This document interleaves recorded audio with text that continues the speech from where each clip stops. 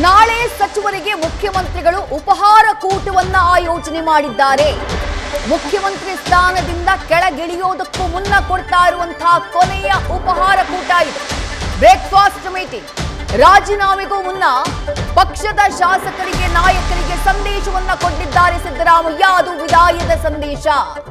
ನಾಳಿನ breakfast meeting ನಲ್ಲಿ CM Siddaramaiah ಅವರು ಕೊಡುವಂತಹ ಸಂದೇಶ ಏನು? 3 ವರ್ಷಗಳ ಕಾಲ ಸಹಕಾರವನ್ನ ಕೊಟ್ಟಿದ್ದಕ್ಕೆ ಧನ್ಯವಾದಗಳನ್ನ ಅರ್ಪಿಸುವಂತಹ ಸಾಧ್ಯತೆ ಇದೆ. ಅದಾದ ನಂತರ ರಾಜ್ಯಪಾಲರನ್ನ ಭೇಟಿಯಾಗಿ ರಾಜೀನಾಮೆ ಪತ್ರವನ್ನ ಸಲ್ಲಿಕೆ ಮಾಡಿದ್ದಾರೆ. ರಾಜ್ಯಪಾಲರಿಗೆ ತಮ್ಮ ರಾಜೀನಾಮೆಯನ್ನ ಸಲ್ಲಿಸುವಂತಹ ಕೆಲಸವನ್ನ ಸಿದ್ದರಾಮಯ್ಯ ಅವರು ಮಾಡಲಿದ್ದಾರೆ.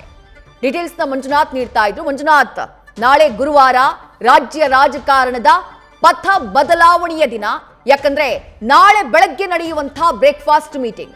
ಆ ಬ್ರೇಕ್ಫಾಸ್ಟ್ ಮೀಟಿಂಗ್ ನಲ್ಲಿ ಡಿಸಿಎಂ ಡಿಕೆ ಶಿವಕುಮಾರ್ ಅವರು ಕೂಡ ಭಾಗಿಯಾಗಿದ್ದಾರೆ. ಅವರ ಟಿಪಿ ನಲ್ಲೇ ಅದು ಕನ್ಫರ್ಮ್ ಆಯ್ತು. ನಾಳೆ ಅವರು ಬರ್ತಿದ್ದಾರೆ ಅಂತ ಹೇಳಿ, ಬ್ರೇಕ್ಫಾಸ್ಟ್ ಮೀಟಿಂಗ್ ನಲ್ಲಿ ಭಾಗಿಯಾಗ್ತಾರೆ ಅಂತ ಹೇಳಿ. ಏನ್ ಹೇಳಬಹುದು ಸಿದ್ದರಾಮಯ್ಯ ಅವರು? ಅದಾದ ನಂತರ ರಾಜೀನಾಮೆಯೇ ರಾಜ್ಯಪಾಲರತ್ತ ಹೋಗ್ತಾರೆ ಅನ್ನುವಂಥ ಮಾಹಿತಿ ಇದೆ. ಹಾಗಾಗಿ ಈ ಬ್ರೇಕ್ಫಾಸ್ಟ್ ಮೀಟಿಂಗ್ ನಲ್ಲಿ ಏನಾಗಬಹುದು, ಎಷ್ಟು ಜನ ಭಾಗಿಯಾಗಬಹುದು, ಏನ್ ಡೀಟೇಲ್ಸ್ ಸಿಗ್ತಾ ಇದೆ ಮಂಜುನಾಥ್? ವಿದ್ಯಶ್ರೀ, ಏನು ನಾಯಕತ್ವ ಬದಲಾವಣೆ ವಿಚಾರ ಈಗ ಕ್ಲೈಮ್ಯಾಕ್ಸ್ ಹಂತಕ್ಕೆ ಬಂದಿರುವಂತದ್ದು. ನಾಳೆ ಸಿಎಂ ಸಿದ್ದರಾಮಯ್ಯ ಅವರು ಲೋಕಭವನಕ್ಕೆ ತೆರಳಿ ಏನು ರಾಜ್ಯಪಾಲರಾದಂತಹ ತಾವರ್ಚಂದ್ ಗೆಹ್ಲೋಟ್ ಅವರನ್ನ ಭೇಟಿ ಮಾಡಿ ತಮ್ಮ ಸ್ಥಾನಕ್ಕೆ ರಾಜೀನಾಮೆ ಕೊಡಲಿಕ್ಕೆ ತೀರ್ಮಾನವನ್ನು ತೆಗೆದುಕೊಂಡಿದ್ದಾರೆ.